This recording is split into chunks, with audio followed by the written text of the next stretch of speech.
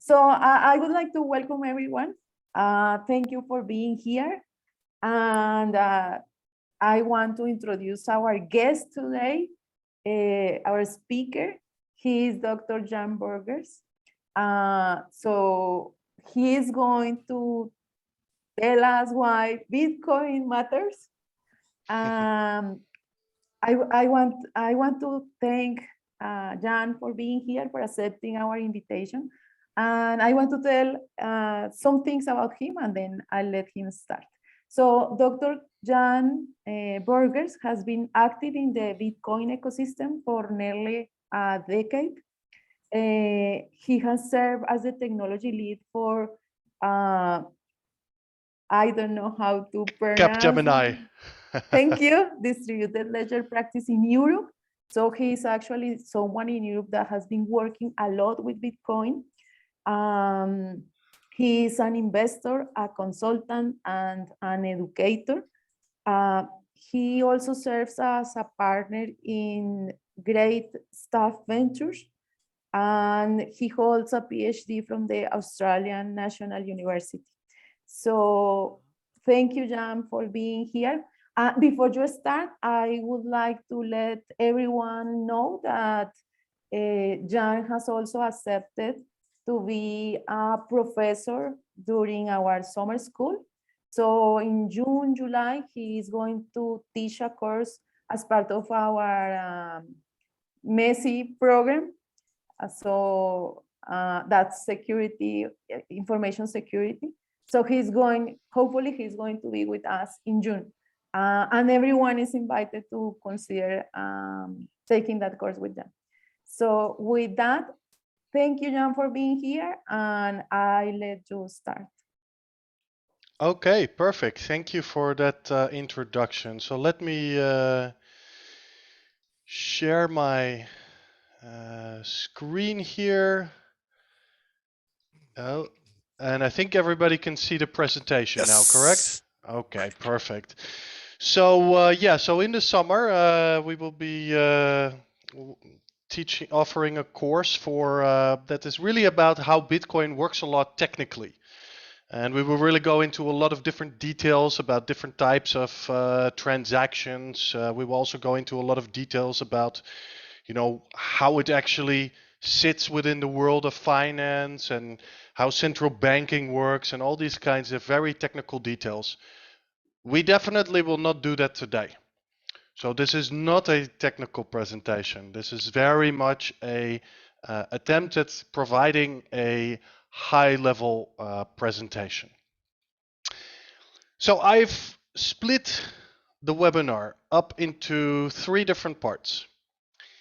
In part 1, I want to explain to you why I think Bitcoin is a fundamental innovation in money and payments. Very importantly, normally when we think about money and payments, we think of 2 separate things, right? So we think of dollars, euros, yens, pesos. And then payments, we think of PayPal, we think of Visa, we think of MasterCard.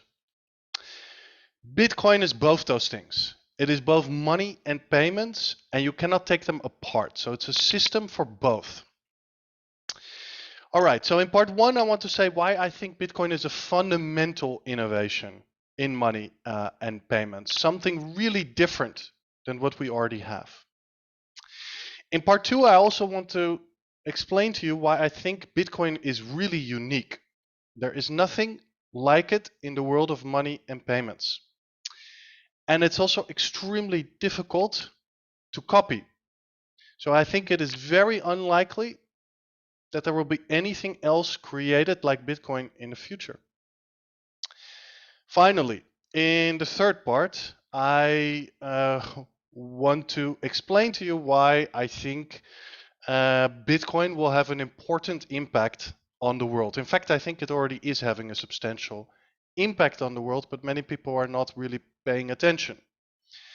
So that's the 3 parts. Very importantly, I am not a Bitcoin priest or I am not a Bitcoin salesman, so nothing should be taken as investment advice, okay? So this is just my This is just my opinion about what I think after having thought about this and worked with Bitcoin for almost 10 years now. It seems like it's not that long, but 10 years is actually quite a long time.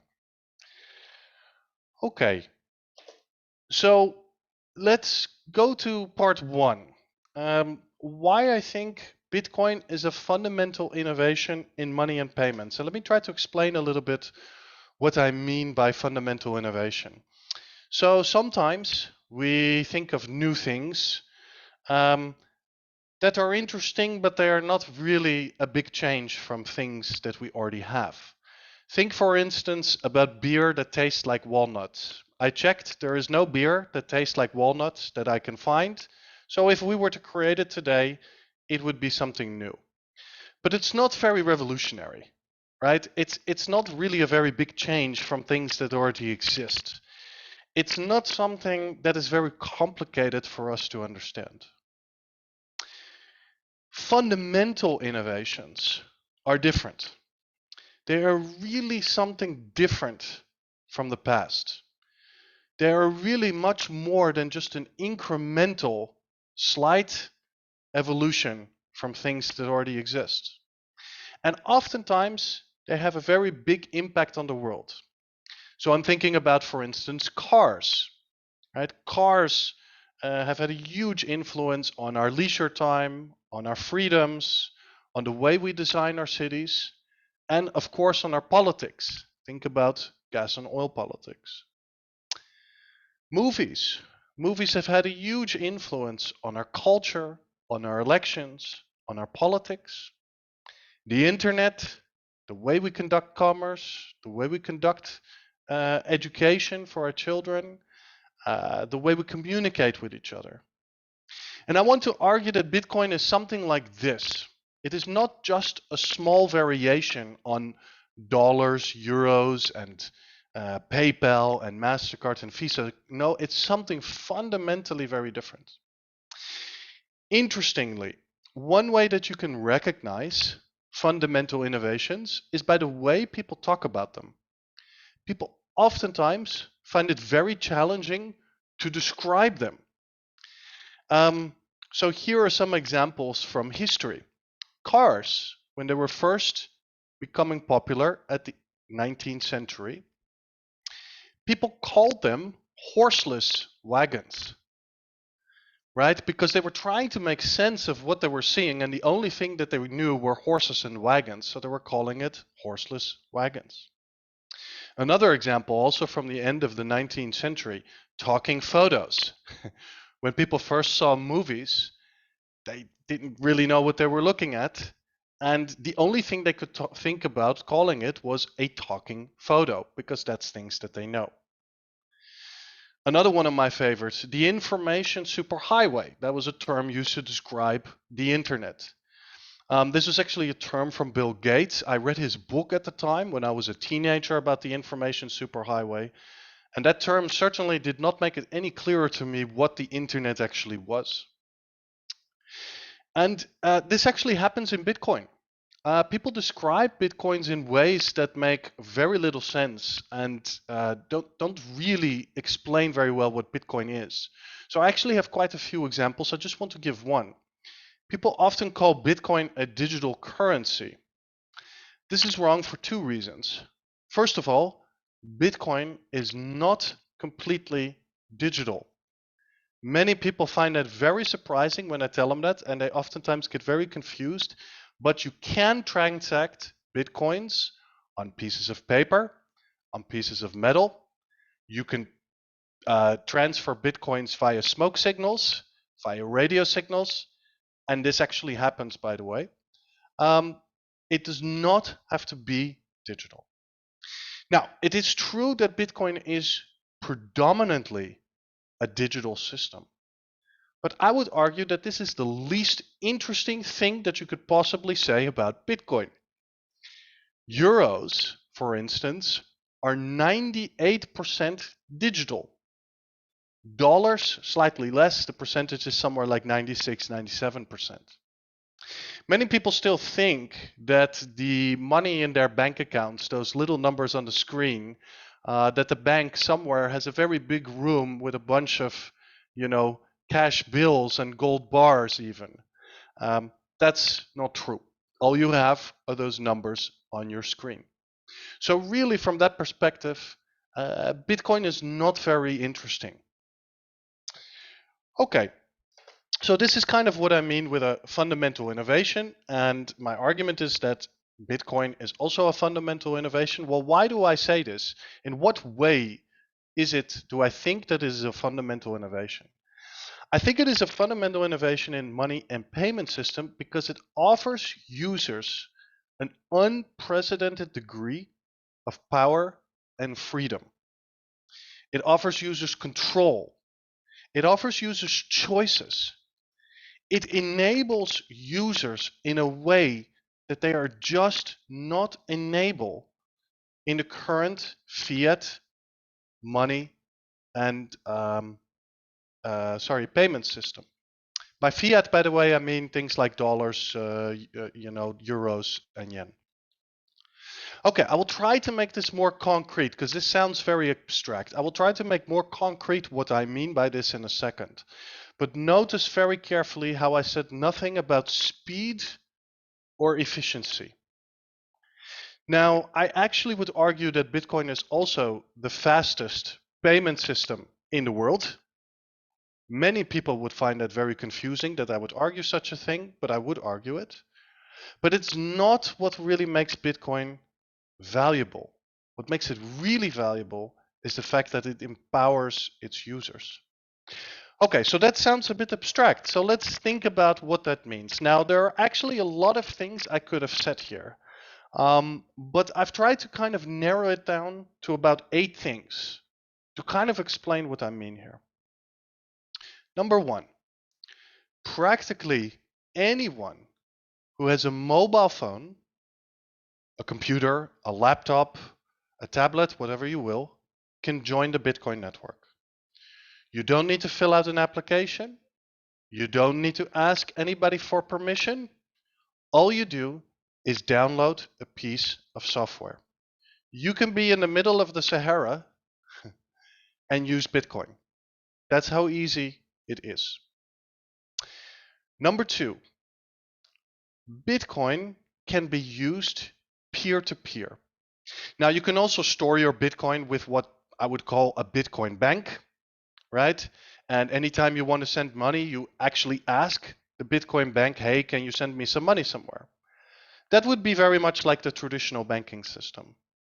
But you can also store your Bitcoins yourself. I can hold them on my phone, like this one. I can hold them on a USB stick. I can hold them on a tablet. In fact, I can even store them on a piece of paper. Importantly, from my phone, I could send them somewhere to another Bitcoin user, completely peer-to-peer, without needing any financial intermediaries like banks or other types of service providers. Bitcoin is oftentimes called digital cash precisely for this reason, because just like cash in my wallet, and I go to a shop and I want to pay with it, I can directly hand it to the person. And I don't need to, first ask a banker to come in and take the money from me and then hand it to the shopkeeper. Number 3, Bitcoin has no centralized points of failure. Bitcoin is extremely distributed. You cannot shut it down. So this is important because before Bitcoin, there was a lot of attempts to start private digital currencies. Things like the Liberty dollars, e-gold, DigiCash, and so on. And a lot of these initiatives were shut down by governments. You cannot shut down Bitcoin because it has no centralized points of failure. Number 4, Bitcoin enables new ownership models for digital money. This one is really interesting. I already told you, besides putting your money in a Bitcoin bank, you can also hold it yourself on a phone, on your computer, like cash. But in fact, there are many different kinds of things that you can do in between those extreme 2 ends. And the reason is because Bitcoin is programmable money. Now, that sounds a little bit vague. I'm going to give you some examples later. Just remember that compared to traditional financial system where you can only hold money in a bank, you can also hold money, Bitcoin you can also hold yourself. And there are apparently all these kinds of intermediate models that you have. I will give some examples later. Number 5. Currently, core financial infrastructure, so the core infrastructure to ensure that money and payments in society works, is run by banks, central banks, specialized financial institutions, and governments. If I want to participate, let's say with my own servers at home, in that financial infrastructure, I'm not allowed. If I send SWIFT, which is the most important body, I would say, for standards for payments in the world, an application that I want to help participate in the core financial infrastructure, they will tell me no. But with Bitcoin, it's very easy. Anybody can be part of the core financial infrastructure. In fact, I have a tiny server at home of just 10 centimeters by 10 centimeters that is currently a part of the core financial infrastructure for Bitcoin. I am, as we speak, receiving transactions from the Bitcoin network. I'm checking to see whether they are valid, and I'm sending them on to other parts of the network. And I'm also storing them. Number 6, we can predict with a very high degree of certainty how many Bitcoins will be brought into circulation and when. All fiat currencies, you do not have guarantees about how much central banks and governments will print. You just don't have those kinds of guarantees. And in fact, governments and central banks are seduced into printing money, which I will discuss later. But Bitcoin is extremely predictable. I can predict until 2140 with very high degree of certainty what will happen to the number of Bitcoin. Number 7, anyone is free to build applications for the Bitcoin network. The banking, payments, and money systems we have work with generally closed source software. Bitcoin is all open source. That means anybody can see on the code and anybody can build on it. Right? Imagine kind of like if you are familiar with operating systems, imagine just like anybody can build an application on top of Linux or Windows, anybody can build an application on top of Bitcoin. The final one, number 8, whenever you have a money and payment system, you need rules. Rules about how much money is produced, when it's produced, who gets that money, what types of transactions are allowed, standards for these transactions, and so on. Now, in our own monetary and payment systems, this is again something that is done by governments and financial institutions. But in Bitcoin, it's very different. There are, in fact, tens of thousands of users, companies, software developers, journalists, academics, who determine the rules of Bitcoin. So it's an extremely distributed system. Okay, we're going to return to some of those points a little bit later. I hope now I at least have given you a flavor of why I think Bitcoin is a fundamental innovation and what exactly I mean by when I say Bitcoin is a very empowering and free system, and that it's very different from our fiat money and payment systems. Next, I want to argue that Bitcoin is also unique. There is currently nothing like it in the world, and it is extremely difficult to copy. I think the key thing, and this is oftentimes in my experience, where people really struggle to understand Bitcoin.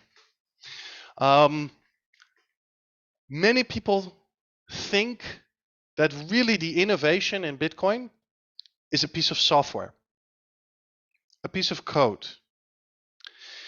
Now, it's true that obviously the code is very important, but that's not the only thing that makes Bitcoin Bitcoin. There are in fact a lot of other key factors that are involved in making Bitcoin the system that it is. First of all, Bitcoin was created by pragmatical idealists, not a government, not a foundation, and certainly not a company. The creators of Bitcoin, as some of you may know, have disappeared. Bitcoin has had gigantic network effects over the last 12 years. Many people don't realize there are now literally millions of users of Bitcoin around the world. In fact, in Nigeria alone, there are close to 4 to 5 million users, according to the latest estimates. There are thousands of developers working on Bitcoin. It is, after Linux, I would argue, the most successful open source project in the world. There are thousands of companies. There are interest organizations. There are lobby organizations. Over that 12 years, a certain governance structure and culture have evolved around the Bitcoin system. Very importantly, it's quite easy for Bitcoin to copy innovations on from any competitor networks. And very important as well, no one knew Bitcoin would be worth any money at first. All these factors go into making Bitcoin what it is. And the key here to understand that Bitcoin is an innovative system.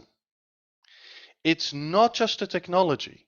The whole system, the code, the culture, the governance, the people, the users, all that thing go into making what Bitcoin is. So you cannot just pick up some technology behind Bitcoin, do something else with it, and expect the same results. That's the point I'm trying to get across. You know, people oftentimes think of the innovation behind Bitcoin like a car engine. You know, you can have the car engine, right, was first invented, I think, by Mercedes-Benz, but you can also put it in a Fiat, you can put it in a Honda. Bitcoin is not like that. It's really an innovative system, not just a technology. The reason why I say this is because a lot of you would have probably heard that since Bitcoin was launched in 2009, a lot of alternative cryptocurrencies have come into circulation. Some of the more popular ones, Ethereum, Cardano, Solana, Litecoin, and Dogecoin. Now, my point is basically, you may say that these currencies are innovative in some way or another, and I am personally not against the idea of private companies or foundations or creating currencies or groups of people. But my point just is that they are not Bitcoin, and they are not they're not money and payment systems that really empower users in the way that Bitcoin does. They are not distributed as decentralized and leaderless in the way that Bitcoin is. That's my point. Okay, so again, I will repeat it one more time because I think it's such an important point. You cannot just pick up Bitcoin's blueprint, change it a little, and expect a new money and payment system with the same results. So some of you may have heard, just to kind of emphasize this point a little bit more, of Diem or Libra. Now, Diem was an initiative by Facebook to kind of create a competitor currency to Bitcoin, also a cryptocurrency. Now, it was launched in 2019 with a gigantic amount of marketing. Yeah, people, you know, in the media were very much like, okay, is this going to be the Bitcoin killer? Is Bitcoin going to become irrelevant? A little bit in the same way that people are claiming Bitcoin will become irrelevant because of central bank digital currencies at the moment. Now, I actually appear quite regularly on the financial news, and I expressed my skepticism at the time that I did not think that this would end very well. And I usually am wrong a lot about the things, but this case I happen to be right.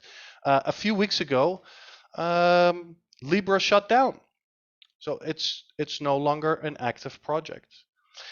I just want to share with you the comments that David Marcus, who is leading the project, has been sharing over Twitter with his followers. It's become clear to me that Bitcoin will be the one asset and still around in 20 years' time with increased compounding relevance over time. Bitcoin is truly leaderless, censorship resistant, and has much greater network effects. In essence, it's unique and cannot ever be replicated. Its creation truly was the Big Bang event of crypto. Okay, so it's kind of, he's emphasizing here, in fact, he's been, sort of spilling his guts about how much he's actually learned in the last 2 years and how much he misunderstood about Bitcoin. And so this is kind of the point that I've been trying to get across. Bitcoin is really something unique. Okay.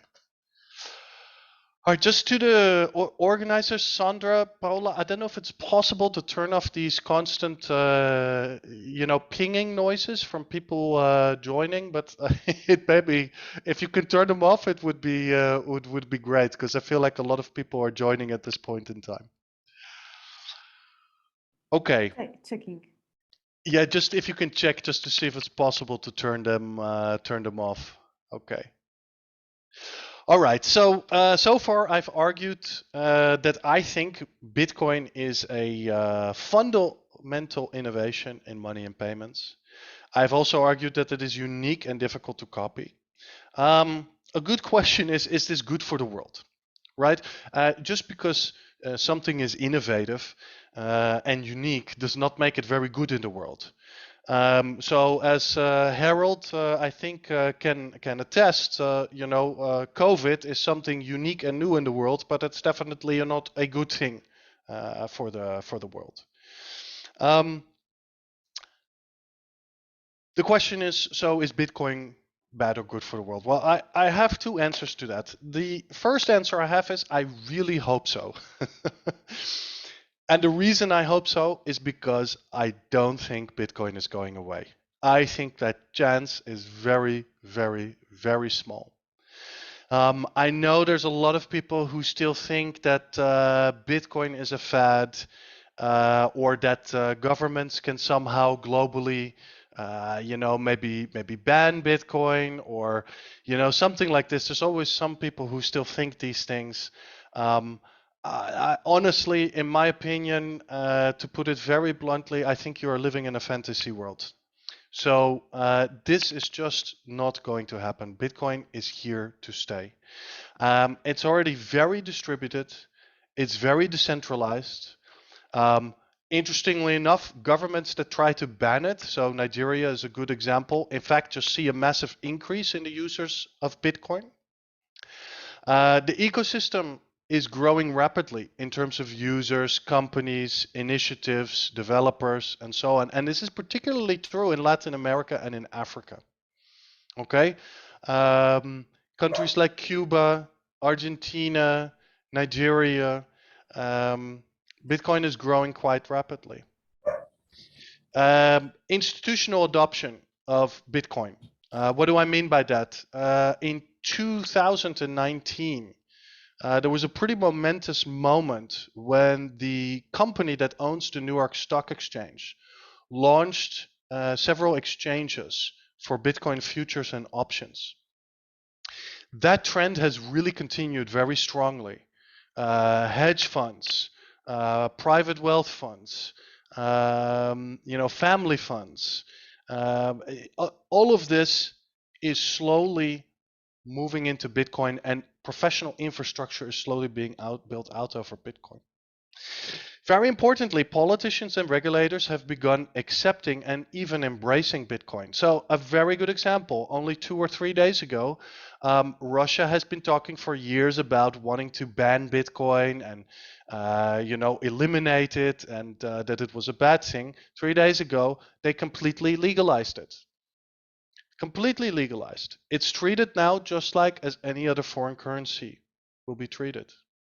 Another good example is India, that only 2 years ago was talking nonstop about wanting to ban Bitcoin. They have decided just a few weeks ago to regulate it, not to ban it.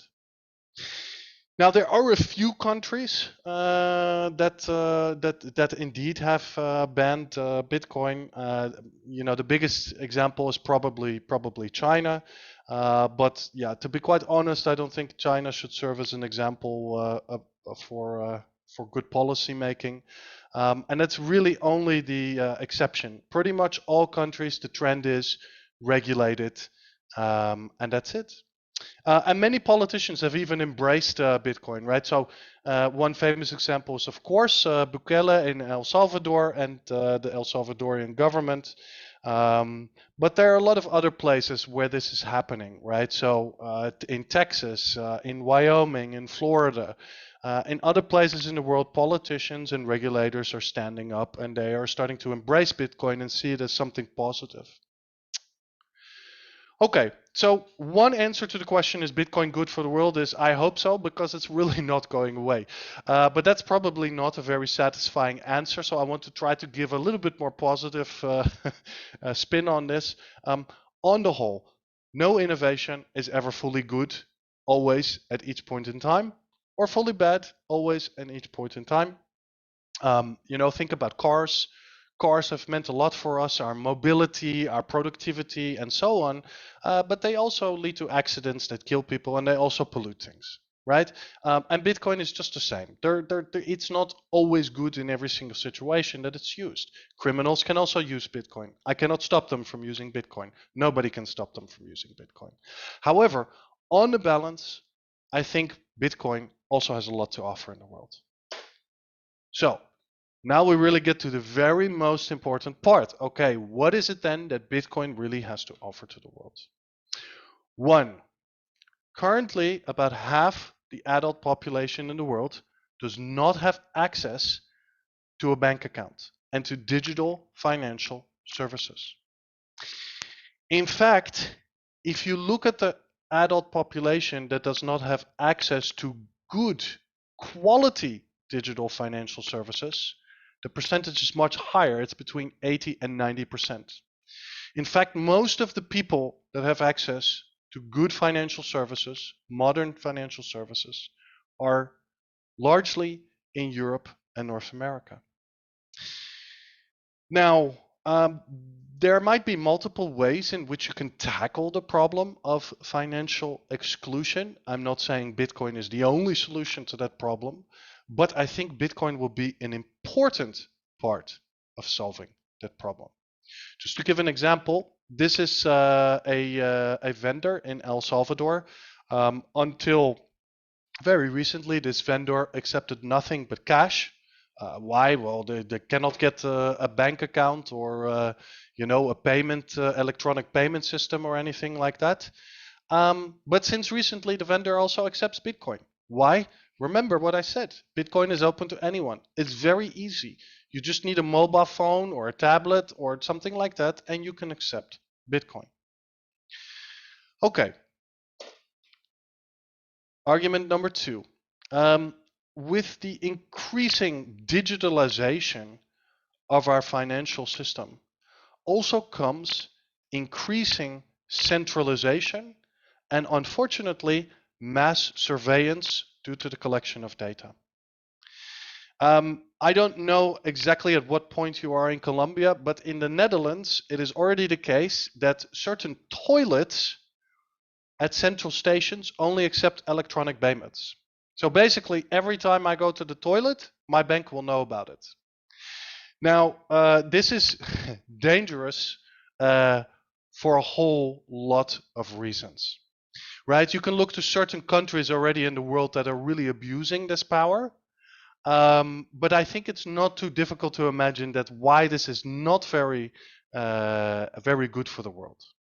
Now, the argument, of course, is that this helps policing, right? Policing criminals, terrorists, and so on. The first thing I would say about that is that that is really a very false argument. All the data seem to indicate that these mass surveillance systems are not very effective. In fact, according to the UN, only 0.2% of people who are laundering money are currently caught by the current systems. But even if they were effective, they're really not good for our privacy and our freedoms. The ideal, what you want is you want a system where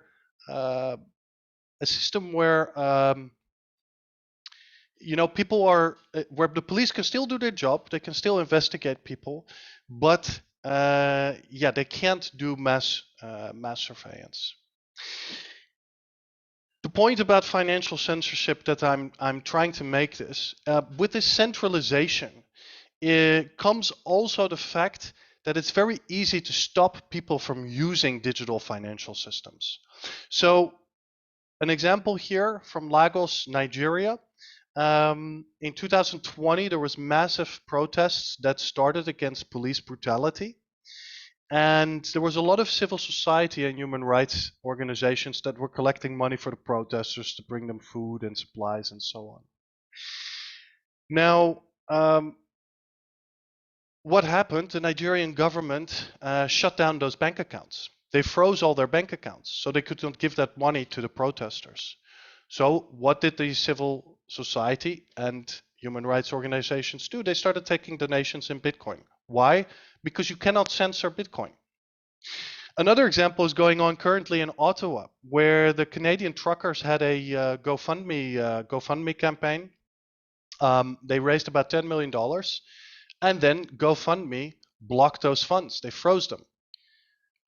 So the truckers could not use them. So now a campaign has been started up with Bitcoin, and they're receiving Bitcoin donations. Okay, this is one of the reasons why human rights organizations are now becoming very interested in Bitcoin.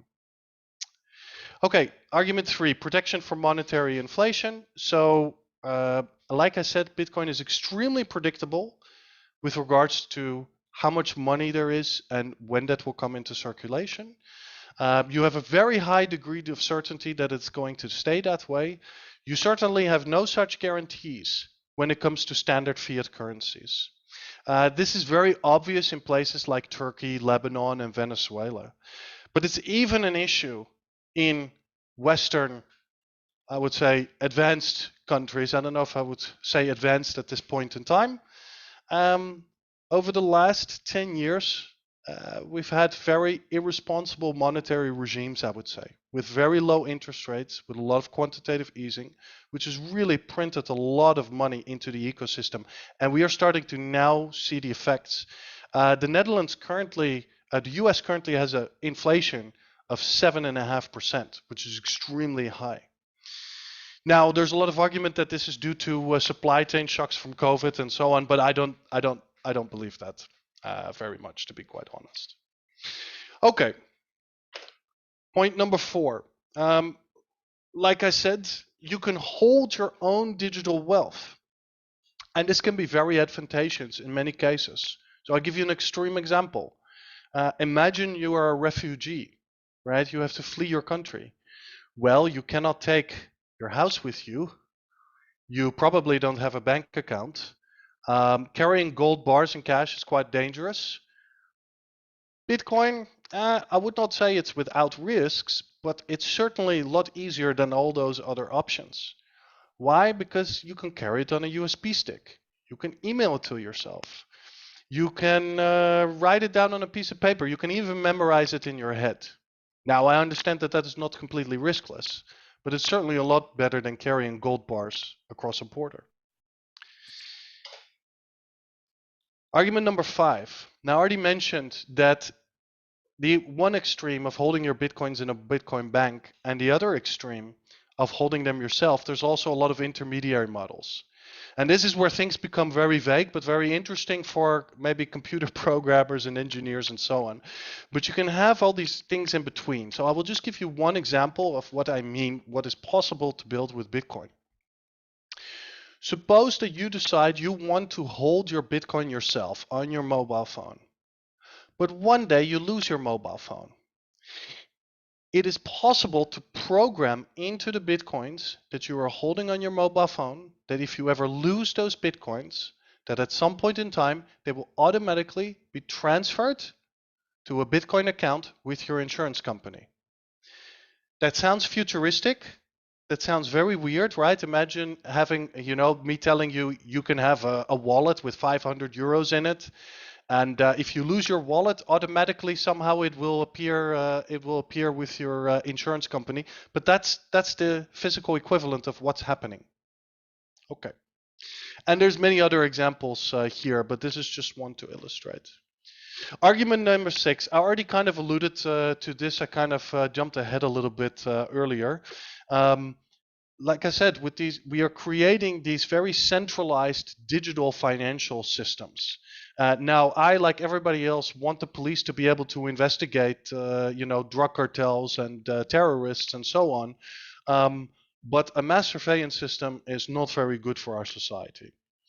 There is a claim that Bitcoin is anonymous. Many people claim that. This could not be further from the truth. In fact, I would say almost the opposite was true until very recently. So Bitcoin was very open and transparent. Now that situation is getting better. Bitcoin is becoming more private, but it certainly will never be completely anonymous. Right? People oftentimes want to think about anonymity as some kind of binary thing, but it's not that, and it's certainly not the case with Bitcoin. But Bitcoin looks to be developing into something where the police can still do their work with court orders. They can still track the finances of terrorists and of criminals and drug cartels, but they cannot conduct mass surveillance. So I personally think that is a good thing. Some people will disagree with that, but that's what I think about it.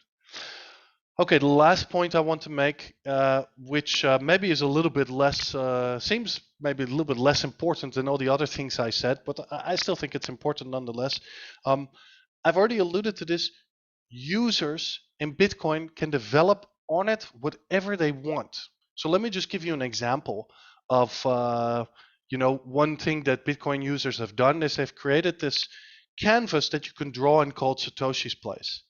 And anybody can draw on it for a fraction of a Bitcoin, right? I think this is really cool. This is really fun, and this is really innovative. And it kind of goes to show, like, if a bank wants to do innovation, they have to do market surveys and research and so on. But if in Bitcoin, innovation happens very organically, very much from the ground up. And this is because everybody can do something with it. And I find that, I find that a very powerful aspect to it. Okay, good. So to recap what I've said. One, I've said Bitcoin is a fundamental innovation. It's unique. It's difficult to copy. And overall, it's probably a good thing for the world, though maybe not at every single point in time and in every single case. Now, that was sort of the bulk of the presentation. Usually people ask some very kind of typical questions, so I just want to handle maybe 2 or 3 of those before I stop and I give you a chance to respond and ask your questions. So one question I frequently get, will Bitcoin replace the US dollar? My answer is probably not, okay? If Bitcoin does replace the US dollar, it's probably because the US dollar failed rather than that Bitcoin was better or something like this. Okay. Why do I think this? Well, I think this for a number of reasons, but at least one thing I want to say about this is that any money and payment system is just a tool, right? There is no reason to think that one system provides everything the world might want for money and payments. Okay, so my claim is not that Bitcoin will replace everything in money and payments, but I am making the claim that it is already very important when it comes to money and payments, and it seems to be increasing very quickly in relevance. Okay.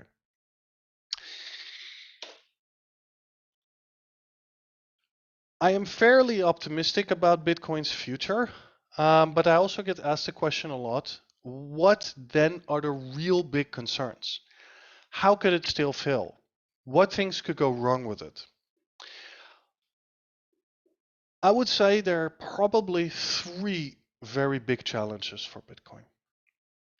The first is Bitcoin is leaderless. Bitcoin is decentralized and distributed. It's owned by everybody and therefore by nobody. How do we keep it that way? What's to say that not at some point in time a few big governments or a few big companies somehow control Bitcoin. Just like if you think about Web 1.0, right? So the World Wide Web in, let's say, the 90s until the early 2000s, it was quite distributed. It was quite decentralized. Well, who owns the internet now? Well, I wouldn't say that Google, Facebook, and Twitter own the internet, but they certainly control a lot of it. How do we prevent that from happening to Bitcoin?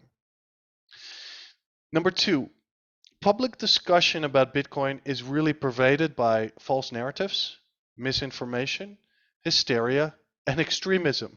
I know it sounds kind of funny, but I really think that this is true. Some example, Bitcoin is only for criminals, terrorists, and drug dealers.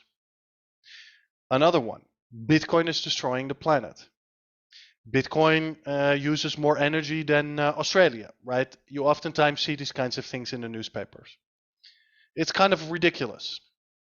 It's really based on some very strange assumptions and it's very misleading, let me put it that way. Another example, only the technology behind Bitcoin called blockchain technology is important. I hope that I've at least explained to you why I think that this is really a nonsensical statement. There is no innovation behind Bitcoin. Bitcoin is the innovation. There is no technology that you can pick up and use somewhere and expect to get the same results. Okay. Now, that doesn't mean, of course, that you cannot use certain things in Bitcoin and use them for something else because you have an entirely different purpose. That's okay. That you can do, right? But you should not expect something very similar to Bitcoin. That's my point. The last one is, how will laws and regulations develop with regards to Bitcoin and how will they impact Bitcoin? So overall, I would say things are moving in a reasonably positive direction for Bitcoin in terms of laws and regulations. I certainly don't think that I certainly think we're past the stage where a lot of countries are going to ban it. We really seem to be moving past that idea. But that's not the end of the story, right? What exactly are they going to implement in terms of, regulations for, for Bitcoin, right? It's really quite difficult to see exactly where that is all going. Now, Bitcoin will continue to exist, I think, regardless of the regulations and the laws, but I do understand that these are definitely going to have an impact on Bitcoin. Okay. All right. I hope that this gives an idea of why, after thinking about Bitcoin for 10 years, these are the things that I think. I hope that some of this was, interesting and triggering information for you that made you curious and want to learn more. I want to give a word of warning if you want to learn more. There was a very interesting quote from John Oliver in 2018, which sums it up very well, I think.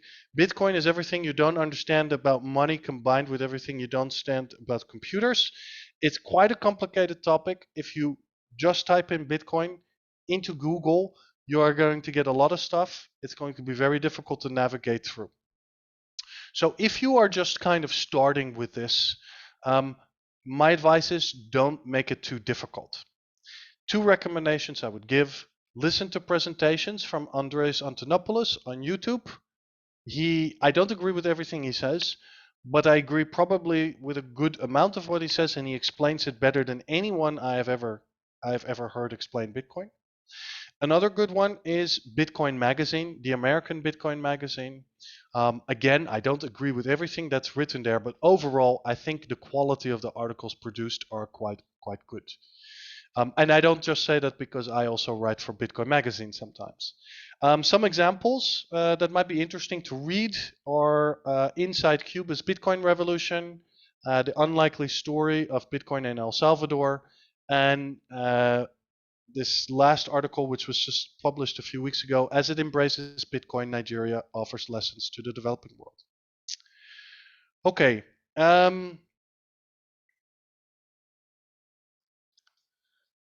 Sorry, I was just reading a comment I got. To the person who asked me about the energy consumption, I will answer that in the question time, okay? Another thing which I would really recommend is start using it, right? So just start using Bitcoin. If you don't have so much experience with it yet, you can install Moon Wallet, you can install Blue Wallet. If you want some help and some guidance on this, there is a very good channel from somebody called BTC Sessions, and he can help you with software and products that are created for Bitcoin. Again, very carefully, none of this is investment advice. So make this play money just to try something, just to see kind of how it works. Bitcoin really to kind of become palpable, you really have to also kind of use it for it to make sense. Now, the last thing for people who want to learn more, if you are an engineer or a computer scientist, obviously you should express to Sandra your interest in joining the summer course. Okay, so we plan to give that from the end of June through about halfway through July.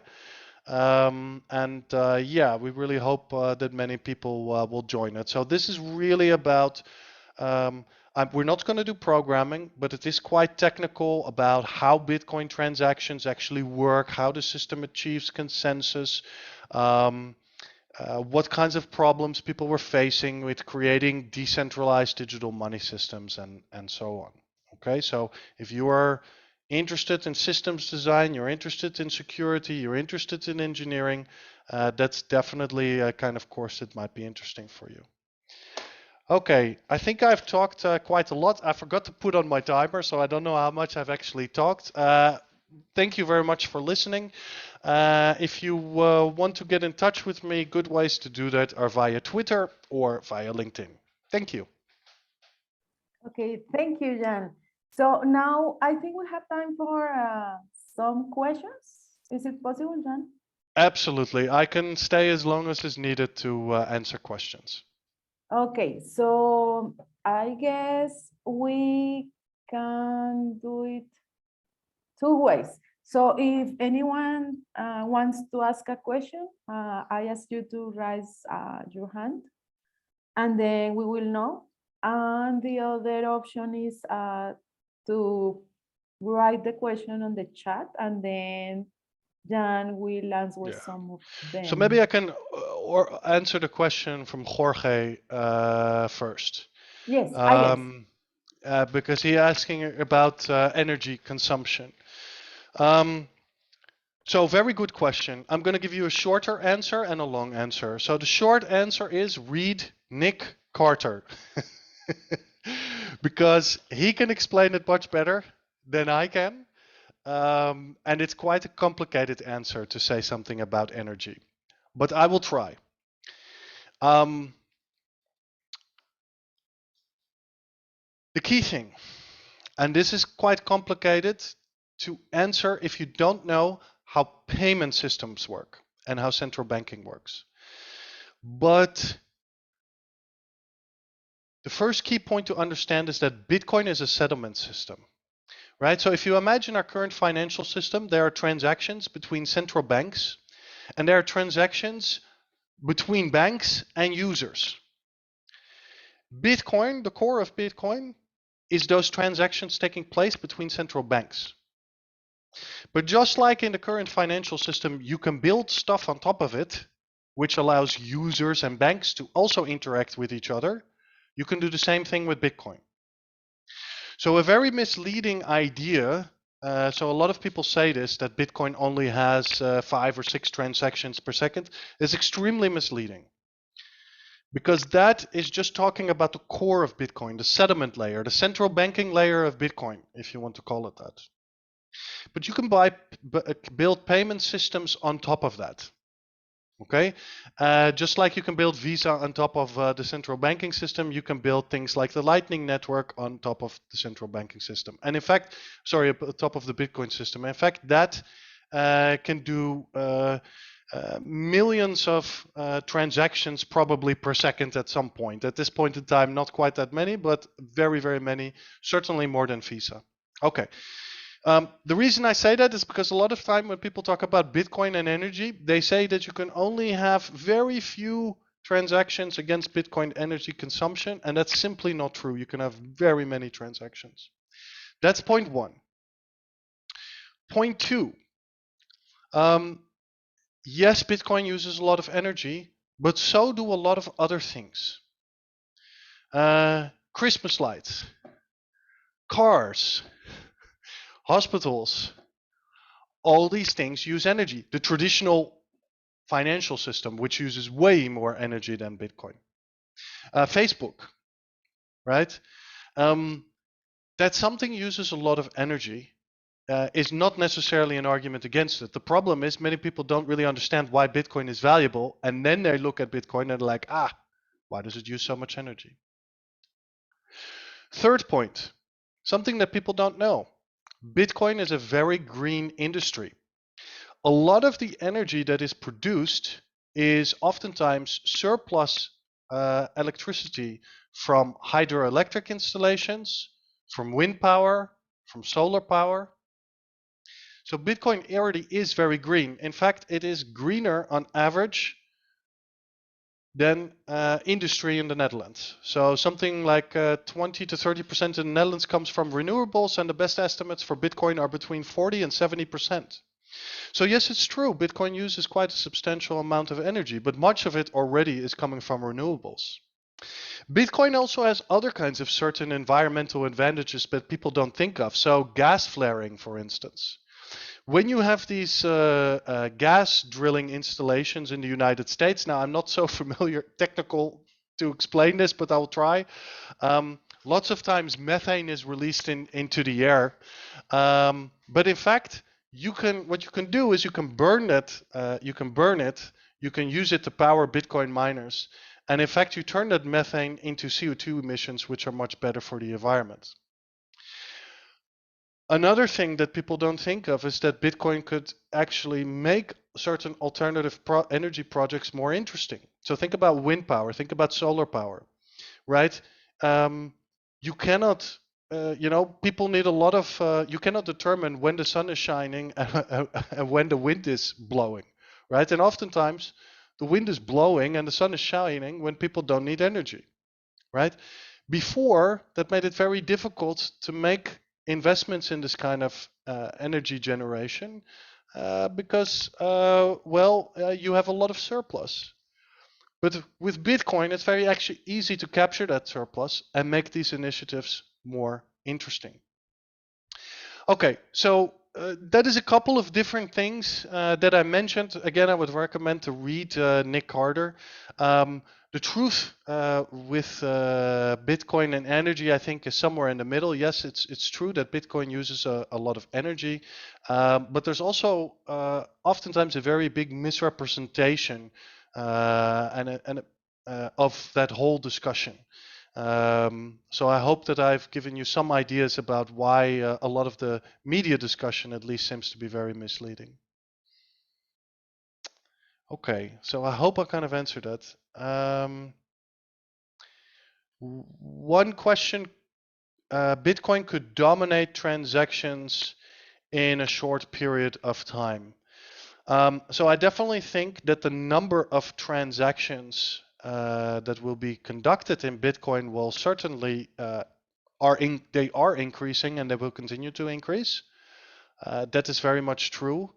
I think one reason that is true, so coming back to the story I just told about settlement and payment layers, a lot of what's been done in the last 10 years in Bitcoin is working on that core system.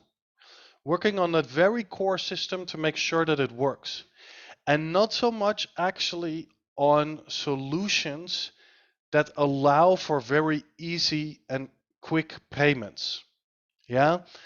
So definitely until 3 years ago, paying with Visa or your debit card would have been definitely an easier proposition for most people.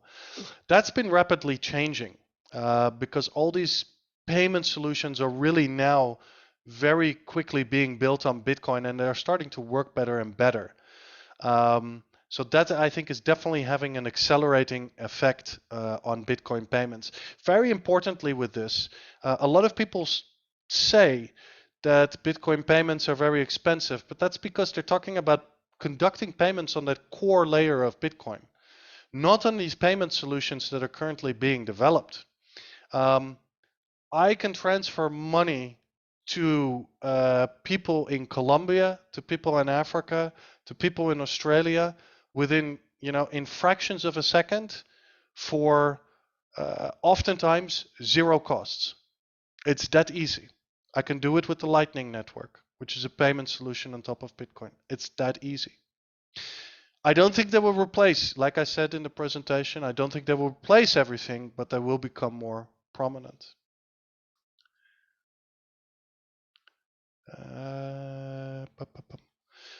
Okay, so the other question is, I'm just going to keep going. What do I think of Bitcoin's competitors and the whole environment around NFTs, Ethereum, and Web3? Okay, that's a good question. Quite a lot of people came in later. I think there was some confusion with the time, but it may be helpful to answer this question a little bit again. I think the ideals of Web3 are fantastic. I completely support the ideals of Web3. The problem is all the tools and products that people are promoting as Web3, I think will have the opposite effect. So I trust Facebook more than the average NFT. Okay, so I don't have an issue with the ideals of Web3. I think they are very good, and I think they're kind of spot on. I just think that products like Ethereum and all the, Solana and Cardano and so on are not going to lead us to Web3. That's what I think. I also think I am not very positive about Bitcoin competitors in general. But I don't really want to take a very strong position on that here. My only point is that the innovation that Bitcoin brings, namely empowering users, right? Really creating this freedom and money and payments, creating this distributed, decentralized, leaderless network, that I don't think any other cryptocurrency has copied, and that I don't think any other cryptocurrency can copy. That I think is very unique. The last one, NFTs, I want to answer that as well because I think it's quite interesting. So I was actually in the chat room where the original idea of NFTs were being created. The idea of NFTs came from actually from Bitcoin. The discussions first started taking place in 2014 and 2015. Regarding a platform named Counterparty. Counterparty was a platform on top of Bitcoin. It still exists. It's actually still quite cool. On which you could create other higher level tokens. And yeah, I don't know. There was this idea originally of creating in-game items, like for games like World of Warcraft, that you could own. That was the original motivation, and a little bit later, discussion also started turning to arts. I still think the idea of NFTs is quite interesting. I do think something like this could work in gaming. I am not very convinced about NFTs being art, but the only thing I would say is that many of the platforms where NFTs are currently being created on are, to my mind, not very secure, and the NFTs creation is not being very well done. Okay, so I'm not completely against the idea of NFTs. I just don't think I really would want to own NFTs that are from Ethereum or Solana or anything like this. Okay, so I think it's a good time to finish. Okay, so good. I would like to thank everyone for being here, for accepting our invitation to this webinar. And of course, I want to thank Jan for accepting our invitation and for being here and for being our speaker. And thank you very much for the for invitation. letting us It know was my about pleasure. Okay, thank you so much. And I just want to remind everybody about our course. So the idea is that we are scheduling a course for our summer school, and Jan is going to be the professor. And he's going to talk about Bitcoin and more technical stuff. So everyone is welcome. I hope everyone wants to take it and learn more about it. So with that, thank you so much, everyone, and have a nice afternoon. Thank you, Jan. Thank you, everyone. Okay.